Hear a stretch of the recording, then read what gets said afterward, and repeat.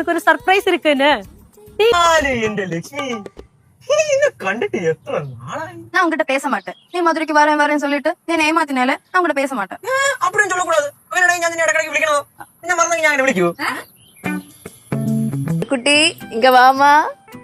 അയ്യേ പാറുക്കുട്ടിയൻ ചെല്ലോ. ഞങ്ങളുടെ വീട്ടില് മധുരയിലെ കാര്യം പറയുമ്പോ ചേച്ചിയുടെ കാര്യം എപ്പോഴും കേശവടം പറയും. ഇപ്പടിയാ? ஆமா ஆமா ஆமா ஆமா ஆமா ஆமா